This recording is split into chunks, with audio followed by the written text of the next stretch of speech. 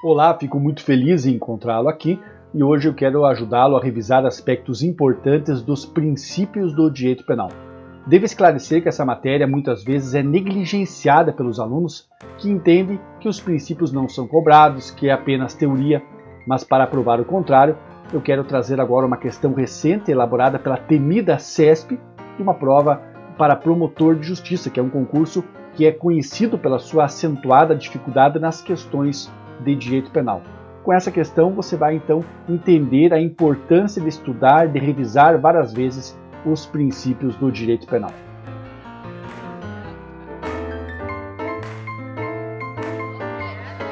E antes de passarmos a essas importantes considerações, convido a se inscrever no canal desde já, para que você aproveite de todos os nossos lançamentos. Não fique de fora, inscreva-se já e vamos ao estudo de hoje. Olha que interessante. Com relação aos princípios e às garantias penais, assinale a opção correta. A proibição da previsão de tipos penais vagos decorre do princípio da reserva legal em matéria penal. Ponto. O que você me diz? Certo ou errado? Quando nós trabalhamos com o princípio da legalidade ou o princípio da reserva legal, lembramos que ele estabelece já no artigo 1º do Código Penal, com base no artigo 5º da Constituição, que somente a lei deve estabelecer os crimes e as respectivas penas. Ponto. Este é o princípio da legalidade que constitui, dentre todos os princípios, a viga mestra do direito penal contemporâneo. Importantíssimo o princípio da legalidade, inclusive acolhido por todos os nossos códigos penais. Mas quando falamos apenas da previsão legal, isso não estabelece a proibição de previsão de tipos penais vagos. O que nós temos aqui é um desdobramento do princípio da legalidade, que é o princípio da taxatividade da lei penal. Atenção, com base no princípio da taxatividade da lei penal, devem ser coibidos, afastados, impedidos, então, tipos penais vagos, imprecisos, que utilizem de termos ambíguos, porque isso também compromete seriamente a legalidade. Por isso a informação aqui contida na alternativa A está incorreta por esse detalhe. Lembre-se, princípio da taxatividade da lei penal. Letra B, em nome da proibição do caráter perpétuo da pena, conforme entendimento do STJ, o cumprimento da medida de segurança se sujeita ao limite máximo de 30 anos. O que você me diz? Certo ou errado? Nós temos realmente uma questãozinha trabalhada pelo STJ recentemente, já há alguns anos, mas é um tanto recente, a esse respeito. Mas você diz, então, ligação direta com o limite máximo de 30 anos? Vamos lá, o que você me diz? Certo ou errado? A afirmação está errada. Súmula 527 do STJ diz o seguinte: o tempo de duração da medida de segurança não deve ultrapassar o limite máximo da pena abstratamente combinada ao delito praticado. Ou seja, nós não trabalhamos com aquele limite de 30 anos, que agora foi modificado para 40 anos. Esta súmula é de maio de 2015, então a afirmação está incorreta. Letra A, incorreta. Letra B, incorreta. Cuidado com esse ponto. Claro, lembramos aqui toda a questão relacionada às medidas de segurança, que tem uma característica diferenciada com relação às penas. O juiz pode fixar o limite mínimo, não o limite máximo, mas, em razão dessas características, algumas pessoas adentravam ao sistema penitenciário no cumprimento de uma medida de segurança e lá ficavam para o resto da vida. Então isso feria de morte o princípio da humanidade das penas, que também tem previsão constitucional e fundamenta a proibição de penas infamantes, penas de castigos corporais e as penas perpétuas, bem como também a pena de morte. Então, afirmação incorreta. C. O princípio da culpabilidade afasta a responsabilidade objetiva em matéria penal, de modo que a punição exige a demonstração da conduta dolosa ou culposa. O que você me diz? Certo ou errado? Princípio da culpabilidade. A resposta está correta, e nós já falamos deste importante delimitador da responsabilidade penal, que é o princípio da culpabilidade. Muito cuidado com esse ponto, frequente em inúmeros julgados, não é teoria, o princípio da culpabilidade é muito importante.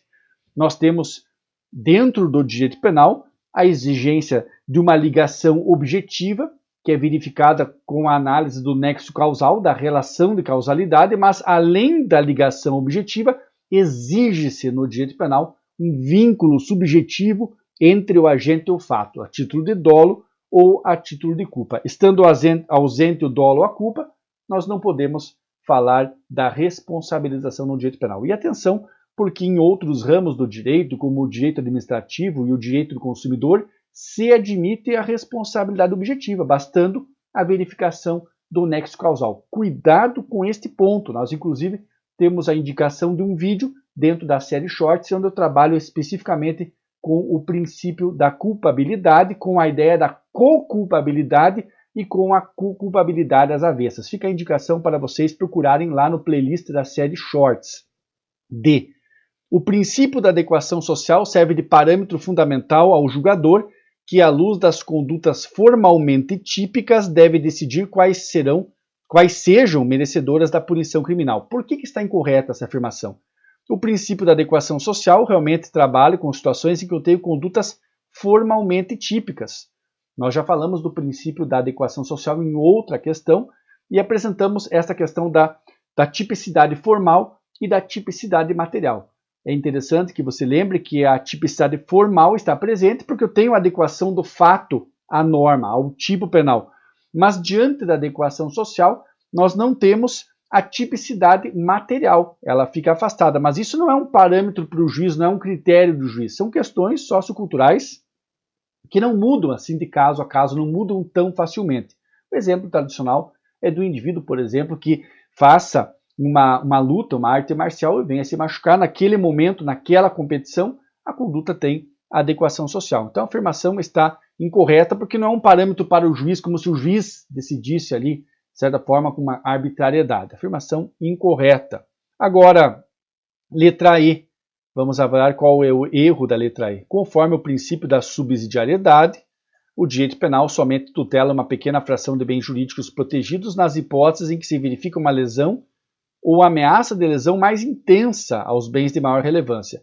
Essa é a exata redação, é a exata descrição, melhor dizendo, do princípio da fragmentariedade, que guarda uma relação com a subsidiariedade, mas com ele não se confunde. Muito cuidado, então, este é o princípio da fragmentariedade. Nós já vamos passar agora lembrando dessa diferença. O direito penal, na sua concepção tradicional, ele é voltado à proteção dos bens jurídicos, mas não à proteção de todos os bens jurídicos. Em um primeiro momento, entra em cena o princípio da subsidiariedade, estabelecendo que somente nós vamos punir os bens jurídicos de maior relevância. Nós vamos proteger, melhor dizendo, as lesões, nós vamos proteger os bens jurídicos de maior relevância, punindo as lesões mais graves contra esses bens. Por isso, primeiro, eu tenho o princípio da subsidiariedade, proteção aos bens jurídicos mais relevantes, e em um segundo momento, delimitando ainda mais a tutela penal, entra em cena a fragmentariedade. Nós somente iremos punir as lesões mais graves aos bens jurídicos mais importantes. Então, cuidado com esses dois pontos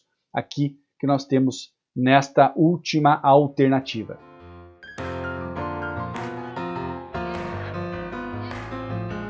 Siga estudando os princípios com muito cuidado. E com relação a esta última alternativa que eu mencionei, elas são derivações de um outro importante princípio, que é o princípio da exclusiva proteção dos bens jurídicos, que entende-se que define a missão do direito penal, os fins do direito penal. Cuidado, o direito penal não está aqui para punir, não está aqui para aplicar penas. Ele está aqui para proteger os bens jurídicos. Quando a norma penal é violada, a consequência disso é que é a aplicação da pena. Então fique atento a esse ponto. Claro, dentro do direito penal, porque a criminologia crítica daí já apresenta uma outra visão, entendendo que o sistema penal como um todo é um sistema de dominação, de controle social. Mas essa é uma conversa muito importante que você encontra nos nossos conteúdos de criminologia.